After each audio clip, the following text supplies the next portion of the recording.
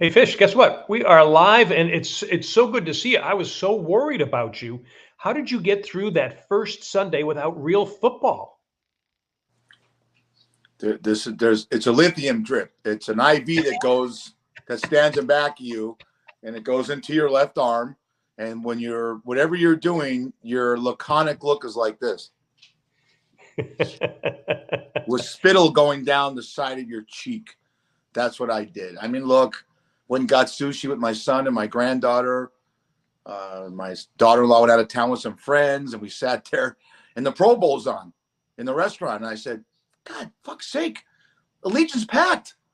So we started watching a little bit, eating at the thing there, and having some California rolls and spicy eggplant, and boom, I got sucked into the Pro Bowl. So I did watch a little football, and I was entertained by what I saw. It was a better product than what the league had put out the last few years, which was tackle football without tackling.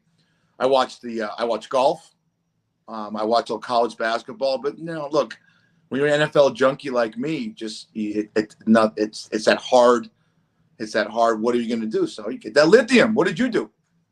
About the same thing, and our viewers, listeners are going to say, "Wait a minute, you guys said you weren't watching it at all," and I had no intention of watching it, but my wife Terry did, so we did actually watch it. Now, I also at the same time too did almost the exact same thing. I mean, you and I are like twins. I watched the AT&T from Pebble Beach at the same time. We have new streaming in the house now, so I had plenty of devices all over the place, so I could do that. I could care less though about the flag football game. I mean, did I kind of looked up, but I was really watching the golf. But my wife Terry made a great point. She says you actually see the players without their helmets, and they're having fun. Now, granted, for football aficionados like you and me, it's not for us. But for people who want some entertainment and to see these guys in a different frame, I think it worked. We don't know what the ratings are yet, but like you were saying, there was a lot of people at Allegiant Stadium. There was sold out, and I know tickets between I think it was $35. Very, very, very fan friendly, and a lot of families there. And Terry's exactly right. You saw their faces, you saw them wearing hats and having fun and making athletic plays. And if they're good actors, it seemed like Peyton and Eli Manning, both coaches, and Manning the AFC and Eli the NFC, they took this thing really seriously. I was wrong. I told you on the phone this morning that I think each player made 15 and 10. The winning side player got 84,000. The loser got 46,000. It's insane. No more. You know what you're going to see, and I could put a wrap on that. You're never going to see guys pull out of the Pro Bowl because of not wanting to play, because they're having fun. They're in Vegas. You get a free ride. You're not going to get injured. Not going to get a concussion. And they had a lot of fun playing the game. And you know what? Probably in 25 years, that's what the NFL could look like. It might, absolutely. Hey, a couple of other quick things too. I noticed there's a lot of ads for the XFL. They kick off after the Super Bowl. How much of the XFL are you going to watch? All of it. I'm buying season tickets. They're sold out at Cashman. Cashman Field is an old minor league park here in Las Vegas, downtown. John's covered events there, and it retrofits well for football. It's about 10,000. But I know there's 30,000 fans in St. Louis that have bought tickets. Yeah. Look, I mean, if you're not a football fan, if you're one of these guys that denies football, look at just look. I'll start with this. There's not room for two leagues. USFL starts in April, yep, and the XFL starts a week after the Super Bowl. But the USFL was so popular last year, Fox and NBC gave it a 2-year extension for TV. So the XFL started up, and ESPN and ABC, the outlets that are showing this, gave him $300 million, and The Rock and his ex-wife are Danny Garcia are the commissioners. Rod Woodson's a coach. You're going to recognize all the coaches in this league. You're going to recognize some players, but I'm big on minor league football because not every guy gets drafted and gets a chance. Okay, you going to watch the USFL come April? Yeah, of course. Okay. Well, all right, cool. Just want to make sure. Well, let me ask you that. Let me tell you this. There was 4 guys in the Pro Bowl that played in the USFL last year. Yeah. Never would have gotten a chance. So, I mean, I would watch minor league golf if there was a golf circuit that had all the top prospects that didn't get a chance to make the cut, make the PGA Tour, and they worked their way. Isn't that a great story if a guy that plays on a minor league golf circuit somehow wins a major? It's great. Yeah, I go to minor league baseball games, so I've seen minor league games. So So I'm with you on that. All right. Hey, folks, welcome to Daily Fish, coming to you from Vegas and Myrtle Beach. I'm John Daly. He is Eric Fish Snyder. And we also have the Hardline with John Hardison from the Cost of Winning podcast, all of his sports betting advice. Now, Hardline is not going to be with us today, but we're going to have some of his comments and suggestions as well. And we will have him Friday for some Super Bowl bets and props. Now, if you got questions or comments, drop them in the chat box. Or if you're not watching us live, email us at dailyfish, the number one, dailyfish1 at gmail.com. All right, some big news in the NBA. Kyrie is going to the Mavs. The Nets in return got Spencer Dinwiddie, Dorian Finney-Smith, a 2029 first-round pick and 2 second-round picks. We got some takes from the Hardline on this. He says this doesn't make Dallas a top 2 team. Do you agree with that? I just love those names. Spencer Dinwiddie. And what's the other guy's name? Give it to me again. Dorian Finney-Smith. Dorian Finney-Smith, and just the top of my head, and Spencer Dinwiddie sound like 2 members of the English Parliament that are there to discuss whether or not they should do better roads in the Brighton Beach section of London. I'm not too familiar with those players. I'll be honest with you. Going into the season with Kevin Durant and Ben Simmons, the Brooklyn Nets were favored to go to the championship. Now I don't think they are. Now Durant's going to want to leave. I disagree with Hardline. I think with Luka Doncic, who's one of the top, probably one of the MVP candidates in Dallas, I think Kyrie Irving, forget about him thinking the earth's flat and he thinks that the vaccination is racial and all that crap. It's a great player, and it's going to help Dallas. The West is loaded. Denver's great. Phoenix is great. The Clippers are great. The Lakers will make a run. So there's a lot of great teams in the West. Dallas just jumped into that great elite part of the West. Golden State will make a run. Yeah. Well, I mean, Dallas is only 9 games out, if you think about it. And I agree with you. I think Kyrie and Luka would be a great combo together. What's really interesting too is that if you look at, there are 10 teams that are only 5 games apart from the 3rd spot to about the 13th spot. So I got to think, and one of the things Hardline said, he thought that the Nets were going to start exploring some trades for KD, for Kevin Durant as well. I think in the next few days before that trade deadline on Thursday, I think you're going to see some more blockbusters coming up, because there's a lot of teams there that could make hay, get themselves a better spot in the conference, especially the Western Conference, and get themselves going. And I got to think there's some teams in the East that are going to, the Celtics might be looking at something. What do you think? The Celtics are loaded. I'm looking at the Lakers. The Lakers have let the buyers out there know that they might put Pat Beverly and Russell Westbrook on the auction block. And I can see those 2 guys in a number 1. Can you imagine the Lakers got Kevin Durant? And if there's enough egos left at the door for him and LeBron James and Anthony Davis to throw a ball in a hoop, they automatically go to the top of the West. I agree with you 1,000%. There's going to be some great action in the hot stove league of the NBA and league part of the NBA coming up shortly. But this started it off. This was a big one. Yep, and we'll be watching it. Now, that leads us to this. Now, despite the big trade news in the NBA and some great upsets this past weekend in college hoops, Purdue actually lost to Indiana. It was a great game, by the way. But college hoops and NBA hoops, they're not buzzing, even during the football off week. What's with that, Fish? What do you think? You only go by the talking heads. If you watch Fox Sports 1 shows, CBS Sports Network, I watch ESPN shows. Of course, Good Morning Football is not going to talk about it. It's all about the NBA. NBA gets some play, but it's about the trades and controversies and officiating. The NFL is king right now. And it's, the Super Bowl is coming up. You got a great matchup. But still, you always heard, at least on CBS sports outlets, a lot about college basketball because they cover the tournament. And even when you heard Jim Nantz yesterday doing the golf, nothing. I saw very little talk about, and they'll talk during the golf tournament about March Madness coming up. I actually saw I saw a lot of promos for the Masters, which is in April. Something which I get. I don't know. I can't tell you why. I'm a big tournament guy. I don't follow it like you do. You went to Providence and they're great. And I went to the University of Texas. They always seem to let me down. But you have UCLA. The Pac-12 is loaded. The UCLA is back to where they were, and they've been they had a great run the last couple of years. Arizona's good. Washington's good. USC is good. I'm following it, but it seems like the major outlets aren't. My gut tells me the majority of people, once the Super Bowl is over, they're going to start really concentrating on college basketball because you got the conference championships coming up and that rolls right into it. And that's when people get really, I think, pumped up about it. So I think that's on. But here's the other thing that I'm seeing, and there's a lot of stuff that I'm reading, and I know you and I are going to talk about this in upcoming shows.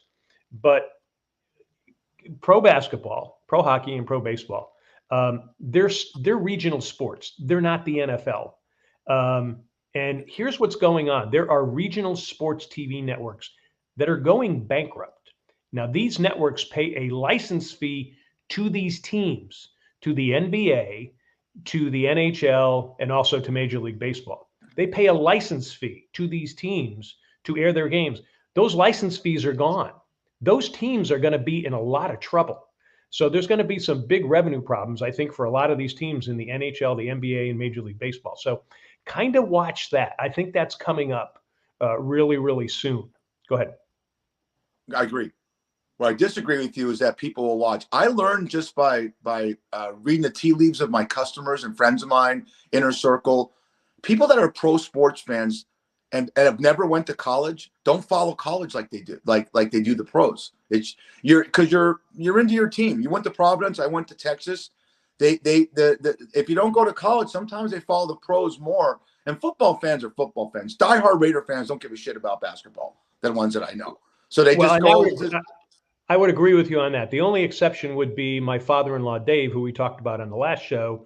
He didn't go to college. He eventually he was a worker in the Ford plant and rose up there and did very well. When he moved to Carolina, what he did was he was a big college basketball fan, but he didn't know who to be a fan of. And he had a lot of friends who were either fans of the Tar Heels or the Wolfpack. So he became a Duke fan just to agitate them. And he became a really big Duke fan. So he's one of the few. But I agree with you. I think if you haven't been to college, and again, I'm going to go back to what I said originally. Those other sports, including college basketball, are not like the NFL. The college basketball teams are even more regional. That's what I would say. You got to ask yourself, and this trend happened in '85. We talked about this on a show we did in July of 2021. I remember we talked about how the NFL, the NBA, and Major League Baseball up until 1985 were equal, and then the NFL went up like that. Maybe that started a trend. I'm going to ask you this question because you're such a media guru. That maybe with the advent of '86 of the internet coming out with Steve Jobs, maybe as we got more instant gratification, the 16 games, the one game, and phones and stuff like that, people started, you know what, 162 games. I have my phone. Who cares, you know? But football, every game is monumental. Same with college basketball. You only play 32 games. The problem I have with college basketball is not the game itself. It's phenomenal, and the tournament's phenomenal. And we talked last week about your father-in-law, Dave, who sound like a preacher in real life and then gets in front of TV. What the fuck's going on? Oh, it's great. The problem with college basketball that bothers me the most is the one and done rule, that a guy can go there for 1 year and go to the pros, and you can't build any. It's hard to build continuity. I remember Lonzo Ball, UCLA was building a powerhouse, and Lonzo Ball, he didn't even go to class, and he admitted it. Took underwater basket weaving, and he went there for 1 year, and everyone knew that. How do you change that? You know, and college football, at least you have to play 3 years. You know. Yeah. The one and done thing. Either you do this in college basketball. Don't let him go, because I'll name two guys, the two greatest players in the NBA history. Kobe Bryant and LeBron James never played a dribble the ball in college. Just go back to that. Just going to college for 1 year is horseshit. I don't know why they do it. Do you know why they do that? I think primarily just to bring the money and at least to get them into college for 1 year. But why? They're not going to school. They're not. They're good. It's a rule. It's only there because these guys that do this know, their agents say that, and it's a big sham. You're taking a kid that you're giving them a scholarship. They're not there to go to school. Okay, so that's another subject for another time. But the college game is great, and everyone has their own likes. I mean, I'll watch baseball's coming up soon, but I get into baseball at the very beginning of the season. Then, the lithium drip that's in. I start watching USFL. Arena football is coming back. XFL, golf. It's a lot to watch, but it's a high of football. You wait 8 months for it, and then it's over. Yeah. It's like, you know, a girl that you date for 8 months and she finally gives it up to you, and then it's over. Actually, but the thing is if you know, a Yankees Red Sox series, okay, I'm going to watch it, but that's 3 days of watching it. To watch the Patriots and the Jets or the Patriots and the Bills, that's 3 hours, and it's got me, and I'm there. So that's the difference of the NFL compared to the other. Well, the networks. other sports, and we say this all the time, the other sports, you have 82 games. Baseball, you have 162. Lombardi had the greatest line ever. He said, if you go 0-4 to start a season in football, a lot of your coaches could be looking for jobs. You go 0-4 in baseball, who cares? You can recover from that. Easily. All right. Hey, what's with the stories about sports networks doing interventions with announcers? There was a story about CBS trying to get Tony Romo to study more before going on the air. What's your take on that, Fish? I was a big Romo guy. I mean, wow, he got $18 million after that first $2 million contract, and it just seems like he's not prepared. One thing I do to you that you can never do, and I don't want to do it, is when you overtalk the person. You take their line, and I'm trying to rehab myself. I need an intervention, maybe more lithium. Romo was all over Jim Nantz in that last game between Kansas City and Cincinnati, and he just was mumbling and bumbling. And one thing that made him so popular was his design of a play and saying, Jim, what you would do in this situation on a 3rd and 8 is watch Jared Cook go over the middle of the tight end. That's where they want to go. And then they do it, and you hear him go, wow. Now, he wasn't always right, but he gave you an insight as an analyst that you never saw before. He's gone away from that. And if CBS is doing that, because, look, I'll tell you, guys, a free agent can get out. We talked about this last week. Greg Olson, who's going to lose his number one job with Kevin Burkhardt to Tom Brady, he can get out of that contract. You know, I don't know if you tell me. I don't know if announcers' jobs are guaranteed, but there's some concern that Romo could have lost it a little bit. I think he can recover. He's still got a personality, but you know, look, John, to be honest with you, when I watch a game, I turn the sound off a lot because I can't stand some of the guys the guys that do the Raider games. If it's Greg Gumbel and Adam Archuleta, or it's, you know, Kevin Harlan and Rich Gannon, or whoever, they don't know the Raiders as well as I do. They're there Friday, they do their research teams, but they don't know what I know as far as following the team every day. So sometimes they piss you off. You understand? No, I get it. And I agree with you. You know, my mother-in-law, Sarah, she turns it off. She doesn't listen to any of the announcers. She'd just rather watch the game on her own. And I get that as well. Interesting thing, CBS denies that story about sitting down with, you know, Romo and talking. They said they sit down with all of their announcers and analysts before the season. I agree with you 100%. I was a big Romo fan at first because he was calling audibles, and he was calling the audibles in the play, and it was really good. I'm just wondering if he's got too much going on now, and maybe he's not paying attention like he did before. But he's what, about 3 years removed from being a quarterback, so he's not probably in the room. Is it 5 years? Yeah, so he's not in the room going over video like he should be. That was one of the things I loved about John Gruden. John Gruden could take you into the room even when he was a broadcaster, and he went through it. And that's where I thought he was brilliant. John Gruden used to drive me crazy with. I love this guy. Yeah, I love this guy. Tony Gates, I love this guy. He loved every player when he did it. But you're right. And he had that enthusiasm and he had that energy when he did it. And so does Tony Romo. But what does Romo else have going on? He gets paid $17 million. He doesn't do golf. CBS has the least amount of events. He doesn't do the tournament. He doesn't do golf. And they have the NFL and they have college football. And their main is Gary Danielson and Brad Nessel. What? He's on all these commercials. That's not okay. When you work for Fox, what Brady's going to learn when he works for Fox, they're going to have him do pre-NASCAR. They're going to have him do a lot of stuff. Fox moves their people around like ESPN does. The only two announcers I've ever seen work for ESPN that haven't been given other assignments is Joe Buck and Troy Aikman. And now Buck's going to start doing baseball. He wants to. They have baseball. He's going to do golf for them. Romo does the least amount of any announcer that's an analyst for any network. So he does commercials. Big deal. He goes in there, shoots a Corona commercial for a day and a half and sits in his trailer and eats Danish. Come on. So we'll see. We'll check that out. Absolutely. All right. Now it's time for those fishy memes. Okay, Fish, what visuals did you hook for us this week? Check this out, man. This is great. This is true. It's a man's beauty contest from 1919. I couldn't even imagine that that's the best they have to offer. Okay. That's great. I mean, wow. I don't know what to say. I mean, there's not a guy that has a 6-pack ab in there. There's You no could tell pectorals. they did not participate in World War One. That or you know what? Let me ask you this. You know, you're more learned than I am. Did they have gyms back then? Back in the 1900s, did they have workout rooms? Did they at least do cardio, and did they have abs or do push-ups and sit-ups? Because you could gain a great 6-pack and build up your pecs by just doing push-ups and sit-ups. Yeah, I think they had gyms for the very wealthy. I don't think there was gyms for everybody. And there was probably, because the military, that was right around the time when, we entered World War One in 1916 to 1919. And so and that's where really when our military apparatus started really kind of growing. And so it could have been at that point. But yeah, they look kind of sloppy. That's for sure. Here's in tribute to what we talk about all the time, scatological humor.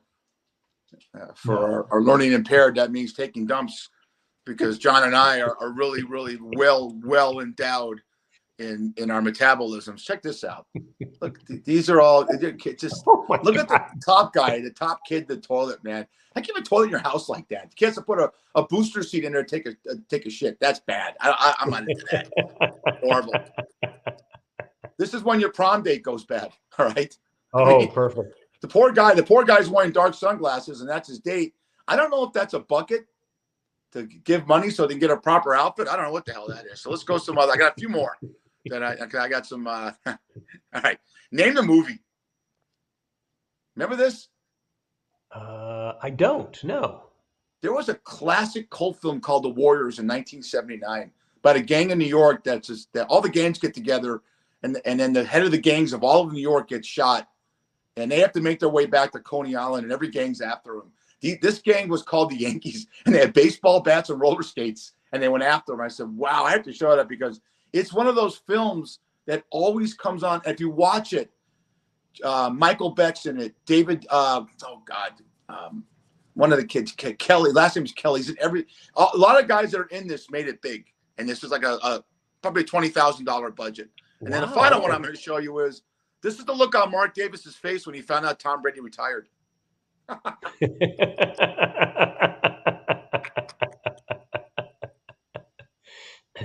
Oh boy, that's our means, buddy. All right, and folks, thanks for joining us here on Daily Fish. We talk sports, entertainment, politics, and everything in between, just like you do. No woke, no extreme, no social justice cops here. You got a problem with us? No, you don't. But if you do, send comments and questions to dailyfish1@gmail.com. All right, it is time now for Schmuck, Swag, and Drinks. Fish, who gets the Daily Fish Schmucky Award this week? I don't have an icon for you because it's a student body. Was it Colorado State, John? Yep.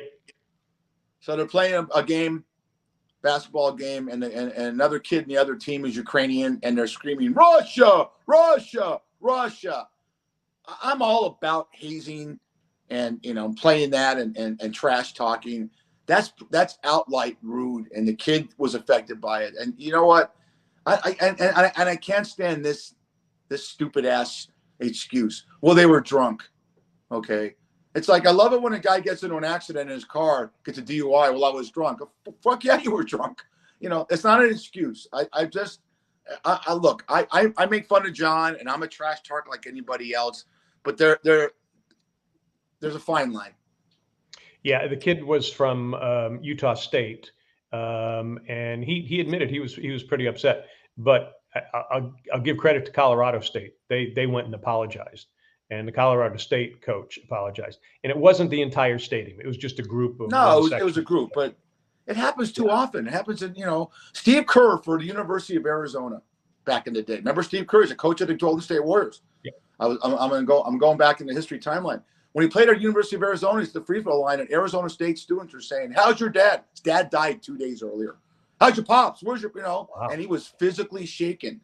And Lute Olson pulled him off. Them. you know, Wow. Don't get me going on this. It's fucking crazy how stupid some people are and insensitive. You know, where's your civility? You always talk about civility. How's your dad doing? The kid's playing a game in honor of his dad because his dad sent his deathbed, go play that big game. You're playing Arizona State, your rival, and that was a lot of kids in the student body saying that. How's your dad? Wow. They had signs up. And Steve Kerr handled like a man, and so did the University of Arizona. Arizona State apologized. That doesn't mean shit when you apologize. That's like the NFL when they blow a call on the Raiders and say, "We're sorry we blew that call. It cost you the game." What are you going to do? Play the game over? No. Yeah. And that's why they're schmucks. There we go. Right. All right. Our schmucker of the week. Okay. Who are we going to be celebrating now, Fish? Who's got the swag this week? I usually show these as memes when I talk about schmucky people. But I'm telling, I have these. This is swag when it comes to things you do in your life, your decisions that you make. Even though you might look schmucky, to me, you got swag. Look at this. Is that great? That Shrek. You know, you talk about we're into LBGT and all that stuff, and cross and cross races. Now we have Shrek found the perfect mate. That's great. I love that one. Look at this. Lost unicorn. It found. Please stop doing drugs. Swag. It's swag. To me, if you make someone laugh, it's swaggy. Look at this one. I'll be dead soon. It's a snowman. Don't melt. And you know what? If you go out in public looking like this, John, look, then if you dress like that, you got swag. I mean, absolutely. It means that you're safe in your own skin. You have good self-confidence and good self-esteem. I mean, that dog any minute is not going to claim that guy and run away, but that's that. Okay. Look at that. If you go out, nice. It kind of looks like your father-in-law. At least he's wearing a mask. He could look like Dave. He does. Yeah. Well, that's Dave after he lost his money betting on all those games at Caesar's Palace a few years back. So you're going to go to Walmart dressed like that, and they allow you. Look at that. You know, I bet you he's got a pair of pumps on to match that clutch purse around his thing. But that, hey, swag. And this is the ultimate swag. Ronald McDonald, McFuck, you looking at it. You know, we look at McDonald's as an American icon, fast food place that's been around for 60, 70 years. Ronald's probably got some Dos Hombres mezcal in that glass right now. And he's just saying, you know what? I'm done selling hamburgers and Big Macs and quarter pounders and cheese. Go after yourself. That's swag. There we go. All right. So we're going to toast all of them with our drink of the week. And speaking of which, what are we sipping? Tell folks. Well, you know, when we had Brian Cranston on a few weeks ago, you said that you put his Dos Hombres mezcal in coffee. All right. So I have mezcal here. It's not Dos Hombres because, you know, Brian's product is very expensive. He's going to send us a couple of bottles, but, you know, he forgot about us, but he won't in the future. So I took some mezcal. I poured it in my cup. I put some coffee. And you know what I did? I put a little French vanilla creamer in there. Unreal.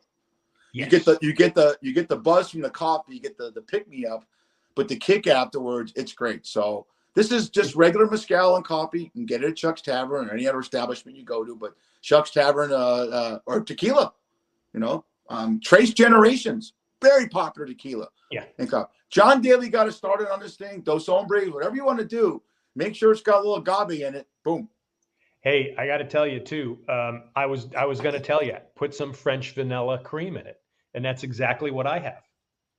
You're right. We're attached at the hip, brother.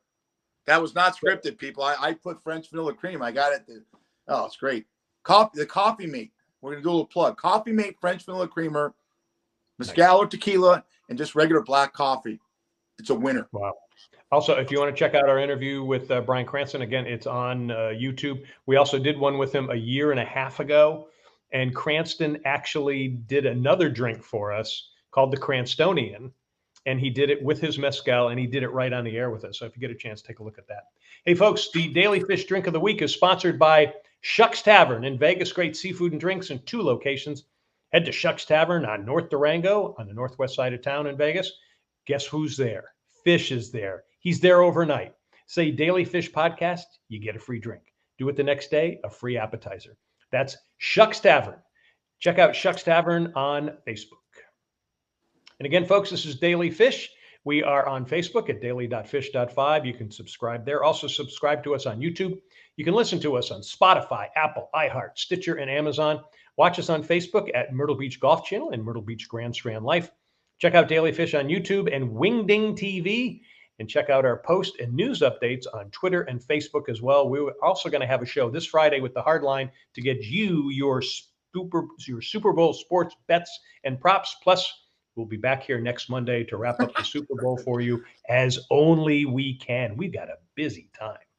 All right, Fitz, let's talk about unexpected, raunchy binge watching in your own home. And so give me some unexpected eye-popping moments in your TV room while you're either with your wife, Vicky, or you're with Max, your son, or you're with your parents. Well, I talked to my grandmother came to stay with us, 85 years old, and she's from the old school. And we put on Leaving Las Vegas. We talked about that. And there's a scene where Nicolas Cage goes, "I want to go down on you." And her face goes, "What's that?" And I had to explain it to her. I said to my wife, "Vicky, tell her." And what? Oh my God, I haven't done that in 60 years. I like to research shows because my wife is really bad on violence. She's not good with violence, but shows that have sexual innuendo and sexual stuff in there, it's great. Maybe after being married so long, you learn something. Harlots, I talked about on a show when we used to do the binge watching segment. It's a show on Hulu, and it takes place basically around the Revolutionary War in England, and it's about men's pursuit of hookers. And you can't understand a word they're saying. It's like, "You're down to the fucking road, and your dogs are blah, blah, blah." And I found out on the captain it says he's trying to pay $50 for a hand job. It's great. I go through a lineage of stuff. When I watch Conan, the movie Conan the Barbarian with Arnold Schwarzenegger and James Earl Jones, whenever they went to attack Thulsa Doom, did you ever notice the major orgies that were going on?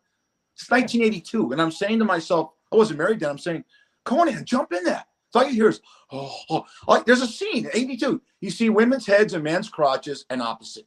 And there's violence in the background. Then comes the innuendos of Sex in the City. Great show with, what's Brother's wife, and then Kim Cattrall. Great cast. They all made it great. 9.5 weeks was groundbreaking with Mickey Rourke and Kim Basinger. Okay. And then you watch these. Then you watch a show called My Wife Likes Bridgerton. Yeah. It's about this elitist of England. The whole show is that they get set up with other elitists. And there's one episode in season 1 where this prim and pristine Bridgerton marries the Duke, and all they do for half the show is have sex everywhere. On a toilet, on the stairs. You see her head in his lap. You see his head in his lap, bouncing up and down. I mean, you see I could not believe throughout the rest of the series, you never saw sex like this. So it's fun watching it with your wife, watching their expressions, hoping they learn something. What about you, John? What did you watch on the Learning Channel? Well, so my question is if you were single, would you be inviting some woman you wanted to date over to watch Bridgerton? Hell yeah. Okay. Are you kidding me? Let me tell you something about Eric Snyder. Whenever I went to a movie with a woman on a first date, I always saw the movie first. So in case we had to make out or have sex in the theater or a drive-in movie, I didn't miss a goddamn thing. That's brilliance. Okay. No one taught me that. I learned that. I'm willing to spend the $3, whatever it cost back then. I never saw a movie, and all my ex-girlfriends, you get promiscuous in the theater. I took girls to porno films. That was big in the 70s. Oh my God, the Pussycat Theater in Hollywood, softcore porn. There was a lot of movie theaters that had softcore porn. We did. I saw Stallone in Italian Stallion. Yes. No kidding. But I'm a sick fuck. Okay. Yeah. But it's just the basic of this conversation is sometimes you get stuck watching something and you think it's great and you think it's going to be adequate for a PG audience. And wow, here comes these scenes and you can't escape it. It's like to watch my wife's face. Bridgerton was great. It was a great 2-year series. Phenomenal. But whenever they showed sex after that, John, it was always after the fact. The lead character's in bed with the girl. It's after the sex or having a cigarette, But for one scene, you show the 16-year-old girl, and she's getting laid everywhere and eating and sucking. It was great. I'm getting excited right now. Here, Okay, have some coffee. Have some coffee. I got to tell you, when we were bringing up this topic, mine was Bridgerton as well. Another one though is there's two Showtime series. One was called The Borgias with Yeah. Jeremy Irons. It was about the ruling family that overtook the Vatican and became pope, and it was all about murders and orgies back then. And then another one that was really sexy was The Tudors. It was about Henry VIII with his many wives, and that had a lot of stuff in there where you're kind of like you're watching and you're kind of going like, okay, are you okay with it? You all right? So there are some there. Okay. So what are you binge watching now, Fish? I just got done with season 4 of Fauda, Fauda. It's an Israeli series about an elite unit of the Mossad that goes after Hamas and Hezbollah. And it doesn't go like you think it does. Israel doesn't always win. And you get into the lives of both. It's so good.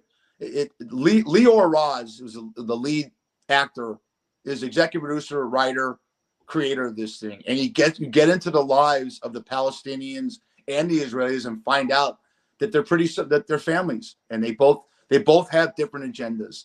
Israel's trying to exist, and Palestine thinks that they're being occupied, and it is absolutely brilliant. Wow. I got to watch that. That sounds really good. I'm actually going back to a series about 10 years ago. It's called Big Love. And you're going to see why I'm doing it in the next segment. This was about an kind of out of the mainstream Mormon family that still practiced polygamy. The late Bill Paxton, great actor, he had the lead in it. Unfortunately, he passed away. So doing a remake is going to be kind of difficult of that. But there is some talk about it happening. And so we're just going to have to see about that. But the show had Terry and me hooked here, and I think one of the reasons was because we kind of lived near the Mormon era, even though we didn't have any Mormon friends that were doing that. But did the scenes have sex in it? Yeah, they did. Not like Bridgerton, but they did. But I want to go back and see how it might play 10 years later, and I'm going to tell you about that in a little bit. But first, folks, you need a great golf getaway. The Myrtle Beach Golf Trail has dozens of courses along the Carolina coast. Set up an entire trip for yourself, your family, and a bunch of friends. And we are coming into the perfect time of year to be in the Carolinas. Tee times, rooms, and restaurants, they're filling up fast. So head to this site, myrtlebeachgolftrail.com. And yes, you can play here year round. I don't know about sex on the golf course, so Fish. Is that what you're going to ask? No, Bill Paxton passed away because the 3 women that he banged on that show, one was Chloe Savigny, Jean Triplehorn. I can't the other. They're so drop dead gorgeous. And you remember the Jean Triplehorn was like the head of the there's always one woman that's the head of the wives, and he'd meet her at hotels, and the other one got jealous because they thought he's having too much sex with her. I don't know, maybe in another life, but that's if you can make that work and you have 3 gorgeous wives like that, no lithium drip. So here's the reason why I mentioned Big Love. And another reason I went back to it, we're reading a lot about polygamy couples now living together. They're not Mormon. They're people in other religions, and they're living together, and they're living together with their kids, and the kids are joining in on the marriage, not on the sex, but it's the parents who are having sex, and they're having kids, and they're creating these families that are living together. What do you think about that? Isn't this a wonderful country? Yeah, it is. Is it legal? That's a good question. I think technically it is. I think that they actually have contracts where they kind of sign. It sounds like polygamists that are dealing with swingers, and if you can get away with it and it's legal, it's your right to do what you want. I mean, I'm the most sexually deviant man you've ever met in your life, but when the kids are involved on a serious note, it's always about when you have kids, what example are you leading? And I'm an idiot, and I've done things in front of Max that are stupid and said stupid things, but the back of my head, am I leading this kid right? Because you don't, and you try and teach your kid what not to do. If your kids are seeing that, okay, then you're developing a bunch of whores and sluts. I'm serious. Hey, look, mom and dad are getting late every night, and we knock on the door and we hear, and if that was John and knocked on the door, it'd be, hurry up. Rory McIlroy's in the ninth hole. I agree with you. I think the damage to kids could be really tough. On the other hand, there's a recession coming. There's a lot of people that are moving out of cities. They're living in rural areas. Maybe it's better to have 4 parents raising kids rather than one. Also, I think there's a breakdown in traditional religion. I think people are looking for different ways to cope with this changing world. I'm more into I'm worried about the Kansas City Chiefs fans because there's a lot of inbreds that come from that area. They're toothless, and there's a lot of fathers that say to their daughters, "Get off my back! You're squatching my smokes." And seriously, when you watch the movie Deliverance and you hear about all these stories that go on the Appalachians, there's a lot of 3-headed kids. There's a lot of incest that goes on. That bothers me more than this story about polygamy. You can't tell me that it's okay to sleep with your aunt and your daughter and your niece, and there's no one else out there for you to sleep with. I mean, that to me, on a serious note, is absolutely nuts. That being said, John, I know that your uncle is also your brother and your son. And then also, can you play the banjo music as a background to everything you're talking about? We haven't talked about that. One day, I think next week, you just got me on something. We'll produce this. We'll do a binge an old movie like we did Blazing Saddles. If you've never seen Deliverance, not only is it disturbing, but it is so well done, it takes over the disturbing. It really does. And I'm not gonna. It's Burt Reynolds, Ronnie Cox, Ned Beatty, the entire cast of that. And what John's talking about is 4 guys going on a river rafting trip way down in the shreds of Georgia, where if you have one tooth, you're doing good. And they come across this inbred kid that can play the banjo and plays the lead song to the movie. But that's what you're referring to, right, John? Deliverance? Yeah. Oh, absolutely. Yeah. Hey, I gotta level with you because who sent me that article about the polygamy? It was Ben Affleck and Jennifer Lopez, and the note said, "Ask Fish what he thinks." So, would you and Vicky jump in with J-Lo and Ben? Yeah, hell yeah. Long as our swords didn't cross. I have a problem with that. Because come on, it's Ben Affleck. But you know what I'd do with Ben Affleck if I had the 2 girls? We'd be talking about, because he's such a great guy. Matter of fact, you brought the right guy. The guy's not only considered one of the greatest customers here in Las Vegas, but I would say to him, do you think the Red Sox have enough? I can see my wife doing to him what she's done to me for 34 years. And between him, Hu and Hein, I would talk to him about the Patriots and the Red Sox. And he's a huge sports fan. J-Lo would be great because you just want to say, you just want to walk up to Mark Anthony and go. I got to tell you, and I know she. Wait! Stop there! Stop! You can't get away with that. If it was Jennifer Aniston and Brad Pitt, and Terry and John, would Terry go for that? As long as it was Brad Pitt, yeah. Oh yeah. Oh God, yeah. Oh yeah. Definite. All right. So the whole weekend. Sorry, John. I'm sorry to throw you for a loop. No. Terry would go fine. Are you kidding? Brad Pitt? Yeah. So the whole weekend on the news was the Chinese balloon.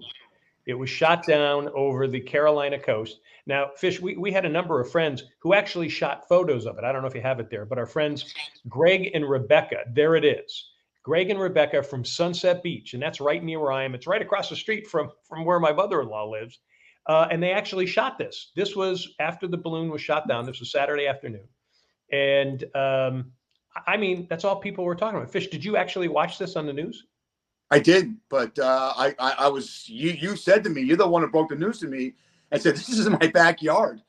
And it was a big story. It is why it's not so much to me that they shot it down. It's more the fact the balls of the Chinese to do it, and the Chinese are pissed off that we shot it down. You've always said on previous shows and to me off air that the Chinese are the biggest threat to America, not Putin, not anyone else. Because if the Chinese lost 700 million people in an all-out altercation with the United States, they still have almost double our population left. Okay. And for them to do this, I don't, first of all, that's that. Let me show you some of, before we get to the serious part of this, the Chinese just released one of the photos they got. Okay. Okay, that's one of them. Look at that, man. That's great. Here's the second. So the Kardashians also chimed in, and they had their own response.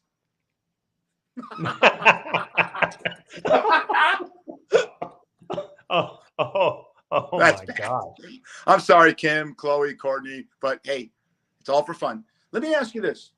If does it bother you like it bothers me that the Chinese had the balls to do this? Was it one, and I'll let you have the whole floor to because you know it's better.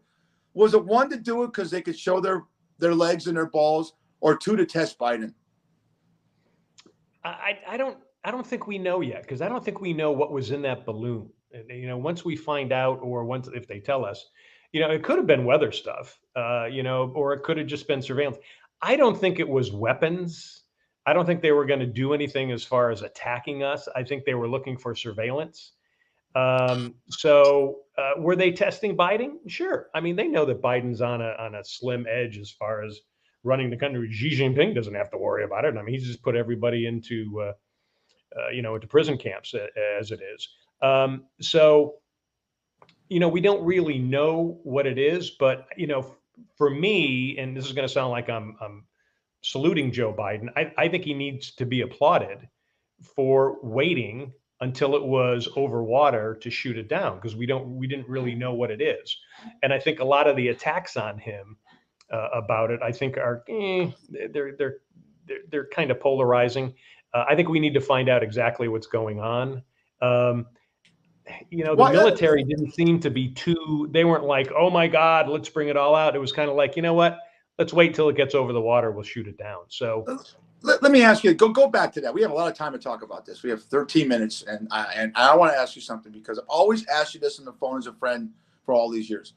When Obama took out bin Laden in 2010, the Republicans were not applauding when they took out the #1 terrorist.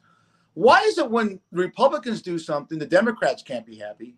And then when the Democrats do this, the Republicans can't be happy? Are we that divided that when we take out a terrorist like bin Laden, when we do something like this, I'm not the biggest Biden guy sometimes, but this was well thought out. And he has done great things. But when something happens that's monumental, like taking out a major, bin Laden's the #1 terrorist on the planet, #1 the FBI's most wanted list. You take him out. It's like, goddamn know this. If Obama would have failed, the Republicans would have been on his ass like they were on Jimmy Carter with that failed mission to get the hostages out? In Iran. Yeah, back in 1979 or 80. Why can't we just be happy as Americans that we as Americans took something out? That really concerns me moving forward as a nation. I can't remember if Jimmy Carter took a lot of flack from the Republicans on He did. that. And then at the same time, too, look what George W. Bush did during 9/11 and just after that. And, you know, the Democrats lined up with him. I mean, we came together as a nation. We are just extremely polarized. I don't think we've been this polarized ever. I mean, I can't, the only time I can think of is probably, not that you and I were there, but was right before the Civil War. Okay. I'll go one step further. Operation Warp Speed was to get a vaccination done, and it got done in the Trump administration, right? Mm-hmm. And I heard Democrats say, well, he didn't. Well, it was done by January of 2020, and the election had already happened, but it was still under his watch. And here's the point: if someone does something, give them credit for it. Did he do anything with it? No. Biden did do something with it, and you can't force people to do what they're going to do. But I just, and Biden did this, and there's why do you do it sooner? Why? There's just so much division. We have to be happy as a nation when something good happens for the nation. And but I'm not a Democrat. I'm not a Republican. I'm voting for Fish in 2024. Yeah, because I'm a better candidate than anyone out there. But that being said, I want to go back. I want to go back to 1980 and even Newt Gingrich and Clinton when the sides got together and did what was good for the country. Do you ever see that happening, John, in the near future, that the two sides can get together and talk? And yeah, but not for a while. I think I think we got another 4 to 6 years of this, because there's a, I see, I see friends of mine who I think are decent folks, and somebody posted a picture with Biden with the parachute over his head, looking like a clown, and they said, look what this clown did," and it's kind of like, I don't know where you're getting that from. And these are from people that I consider, friends, and that I wouldn't, it's like you're entitled to your own opinion. Don't ask me about it, because I'll tell you, you're not really smart.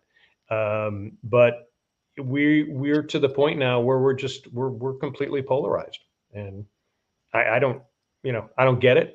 And I do think there are, and we talked about this last week when we were talking about the fact that Trump is going to run again, is that I think there's a fair amount of Republicans that are getting tired of him and would like to go back to, we had John McCain, and we had George W. Bush, and we had, the breaking news this morning.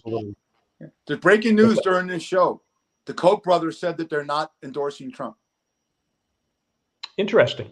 Yeah, it's going to be Pence or Ron DeSantis. So the Koch brothers are, you talk about wealth, and they've always had a big hand in the Republican Party as far as financing and basically their biggest boosters. So we'll see. We'll see what's going to happen there. I think that we're in for an interesting year. We'll be doing a show. We'll know real quick. You have to declare your candidacy by April. Isn't that right? Because the New Hampshire primary is only 11 months away. That's it. We're less than a year away from the first primary. What? Yeah, we don't know. The first primary could be in South Carolina. And New Hampshire says that they have to have, their state law says they have to have the first But it's in primary. January of 2024. And we're already February of 23. Yeah. We're going to know in April whether or not Biden's going to run again. Mayor Pete's going to run again. Is Kamala going to run? We'll find out. We'll find out. Well, Biden's running. I think Mike Pence is going to put together a team and try and run for president. I don't know if he's going to get anywhere, but we'll see. Yeah. It's gonna be fun, more fun to watch Republicans go at it, because it's the Republicans against Trump, and Trump is still more popular than all of them. But you never know, when the Koch brothers, read it. It's on. I saw it on Facebook, but it was legitimate. Yeah, if the Koch brothers don't sponsor you, that's a sign. Yep. No, that's a big sign. Absolutely. Okay. All right. So, and again, I think a lot of the problems is that we have a lack of education, and you're seeing that as well. Talk about that. I think the way that you get over anything, especially the one thing I would really like to tackle if I could live another 25 years, I'd be very lucky in my 60s. If we could just get over racism, and if we could just get over that it's not your agenda, it's all our agendas. We're all the DNA. We all put. It's a cliche, but I say every single time I talk to someone in the bar, if we're talking racial relations, and it's not a good thing to talk about, but sometimes people open up to you and you open up to them. Dialogue and education is one way to defeat racism, and we're not educating people.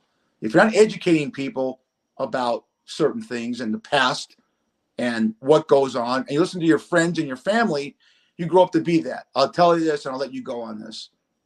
If you put 5 kids in a sandbox at 5 years old, an Asian kid, a black kid, a white kid, a Filipino kid, and an Hispanic kid, all they're worried about is who's going to get the shovel to make. They're not looking at each other with any kind of predetermined stereotypes.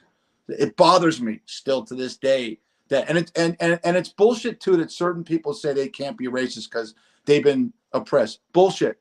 Okay, if you're a racist, you're a racist. If you don't like someone, that means you don't like the general population of someone, and you don't know everyone. Not every Muslim is a member of Allah.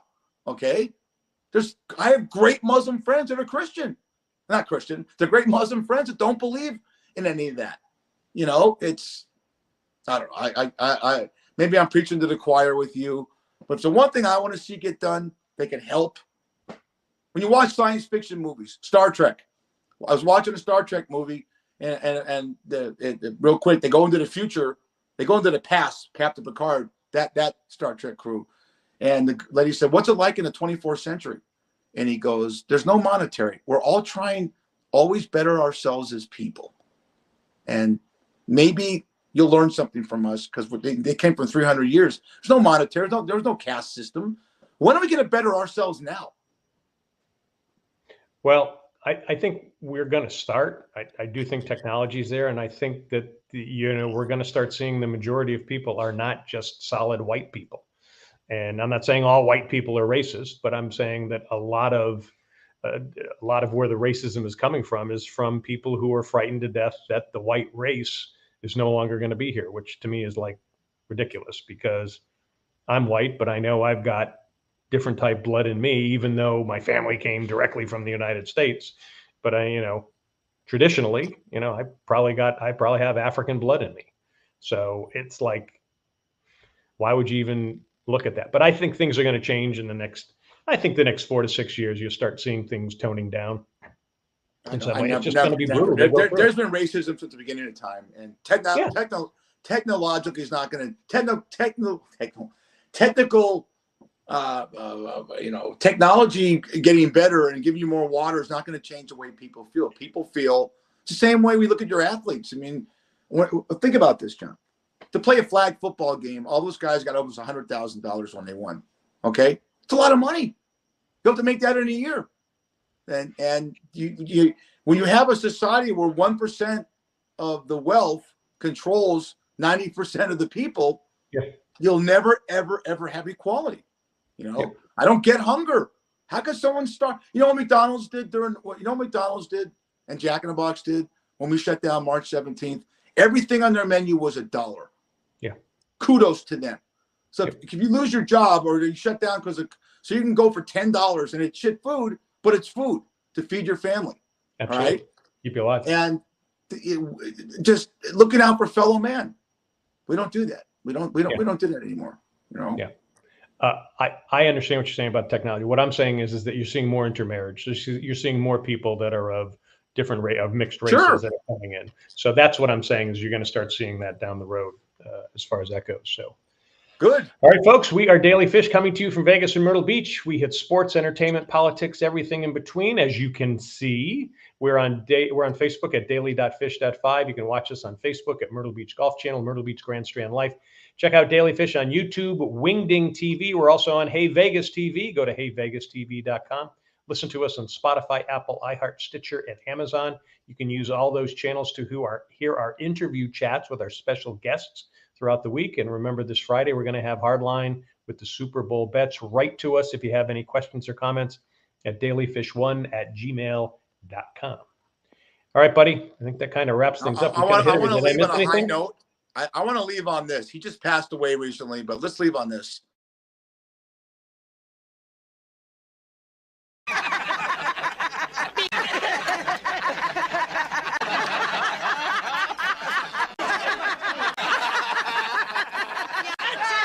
What's wrong with you?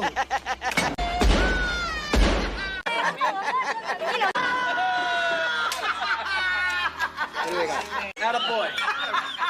$4 million. The city cops say fine. Your counsel has not said anything, but they promise to break their silence soon with a press conference. No, son of a WINS will be never seen. Stay tuned. I feel like Ray Liotta when you talk. Oh, thanks. Thank you. That's about yeah. Great show. A lot of fun. Hey, we'll have Hardline on. But this Saturday, we're going to have Jason Bennett, most likely. He's a Philly fanatic, one of the Philly fanatics, like Violator was we had on the show. So that'll be a lot of fun going through some of his stories about the old vet and, the guy with Don McNabb and Randall Cunningham. And nowadays, he gets to live this with Jalen Hurts. Isn't that great? Great stuff. No, looking forward to it.